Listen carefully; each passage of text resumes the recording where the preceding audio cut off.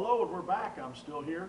This is clip number 3, and I'm with Brother Abraham Klein. We're sitting here in Pennsylvania again in the midst of family camp, and we wanted to again put some videos out that will be a help and a blessing to you.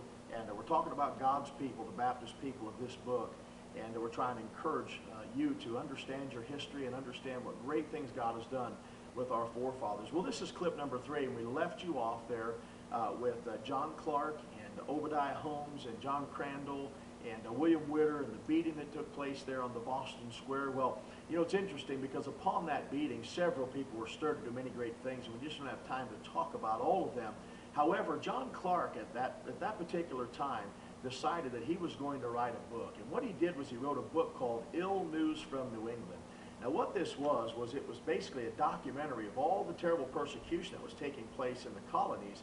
And what he wanted to do was to explain to those in England just how bad the persecution was, in hopes that there'd be some kind of reprieve from the king or the government there of England. At the same time, Roger Williams wrote a book called The Bloody Tenet of Persecution. Now, the Bloody Tenet of Persecution was opposed by many, because Williams was very articulate as well, and he, again, was a friend of the Baptists and obviously a lover of liberty himself.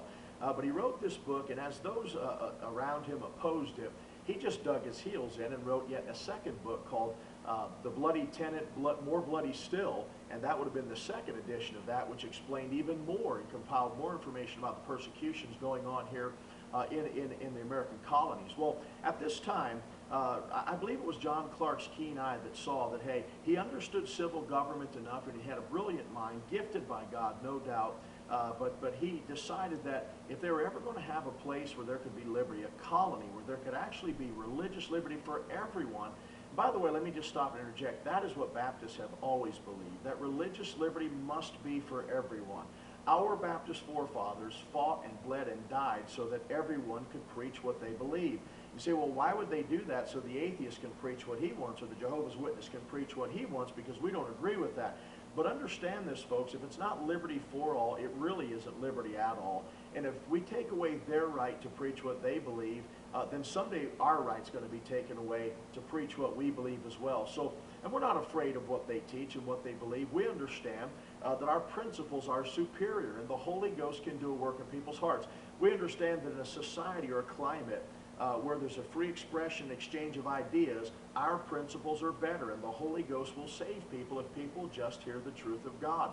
I've been asked in the past, do you think Baptists are better than other people, in a sarcastic fashion? I certainly do not. We're sinners saved by grace. I believe we're the scriptural people of God, the scriptural churches.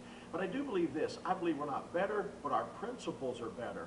The principles that we fought and bled and died for, the principles held in this book, the King James Bible, they're superior principles, and that's what we stand for as Baptist people. We're simply a people of the book. So what he decided was, we need to go to England, and what we need to do is petition the king so that we can have a charter, our own colonial charter, like the other colonies were garnering and putting together at that time. And he said, we need to have one that founds this colony, this one original colony that we're going to have, and we're going to have religious liberty for everybody. Now that's quite a pipe dream. In fact, we talked about Isaac Backus in the mid-1700s, way past the time frame we're talking about now, in the 1650s. And when he told Adams there, as we talked about earlier, you know, about how we need a change in the Massachusetts religious persecution and the state church arrangement, he was told by Adams that if you expect there to be a change in the religious arrangement there in Massachusetts, you may as well expect a change in the solar system. In other words, it's not going to happen. Come all the way back now, over 100 years, and John Clark believed it could happen. He believed that there could be a colony where all men were free to worship God according to the dictates of their conscience. That's religious liberty, or liberty of conscience, or choose not to worship God without being persecuted whatsoever. That's the American dream. That is true, unfeigned liberty. So what he decided to do, and the people of Rhode Island actually supported him and supported Roger Williams to sail to England to try to secure such a charter for Rhode Island to be founded upon. Roger Williams didn't stay very long, but the people of Rhode Island sponsored John Clark to stay there. And for 12 solid years, he wrote and rewrote a colonial charter. He petitioned the king dozens of times, trying to persuade him to see the plight and the need for a colony that would have religious liberty here in America. Now, I'll just be honest with you, it still boggles my mind that the king ever approved such a charter, because there were Baptists actually being persecuted and slighted and had all kinds of problems from the government there in England at the same time that King Charles was going to pass this. But he did. In 1663, King Charles would pass the Rhode Island Charter and would put his stamp of approval on it, and John Clark would be able to sail back to America after his work was done. It's amazing to me that the man would invest 12 years of his life back there when he could have spent it over here, but he brought back that document which did this. Listen to me carefully. It placed Rhode Island on a complete platform of religious liberty. In fact, it made Rhode Island the freest city-state in all of the known world, in world history. It's absolutely mind-boggling, where anyone could come there, be a citizen, and worship God any way that they wanted to without any fear of persecution. Now, this is going to be interesting, because what this document is going to be is it's going to be the precursor of our founding documents, the Declaration of Independence, the Constitution, and the Bill of Rights. And not only that, but the colony itself is going to become the model for the United States of America to be founded on pure, unfeigned liberty, religious liberty, you see. Because if the 13 colonies had been stationed on the same platform as Massachusetts, we'd be in prison right now for preaching the gospel. We'd be in a lot of trouble with our federal government, but it wasn't. And so it was that Madison knew of this, Jefferson consulted this document, and you can go right now to Providence, Rhode Island, and go in the State House. It's a beautiful building. It's the 4th largest freestanding rotunda in the world, rivaled by the Taj Mahal, the Minnesota State House, and St. Peter's Basilica. It is the 4th largest freestanding rotunda in the world. Beautiful building with tons and tons of Georgia marble propping this beautiful building up. What's awesome is what's in the building. What's in the building is a museum, and it has the Rhode Island Charter, 6 foot tall, 3 foot wide, in old block letter English, written by that Baptist minister, John Clark, which placed Rhode Island on a platform of religious liberty, made it the freest city-state in the known world. It's absolutely awesome to go there and know that America got its principles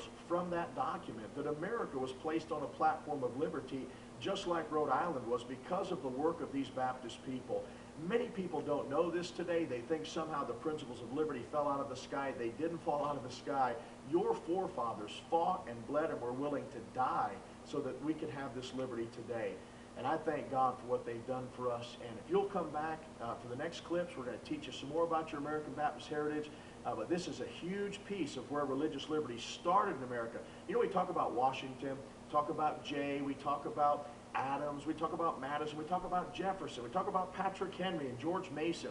But you know, we forget these men took these principles and put them into our documents and founded the kind of government we have, borrowing those principles all the way back to the colonial era and men like John Clark. They're the men that came with the principles. They transplanted liberty into America. See, Baptists are lovers of liberty. And that's why as we see our liberties being stripped away, we're bothered by that. We want to stand for that because that is inherent within our belief system. We want to have liberty to preach the gospel because we believe as the gospel is preached in a free society, only then can we know that if men they have to be able to reject the gospel, then and only then can we know that if they receive it, they've received it of their own volition and they are truly born again. And that is our desire, for all men to come to the knowledge of Jesus Christ and be born again of the Spirit of God and live with Him for eternity. And if you're not saved, I hope that you'll understand that there is true liberty in Jesus Christ, and He offers that to you today.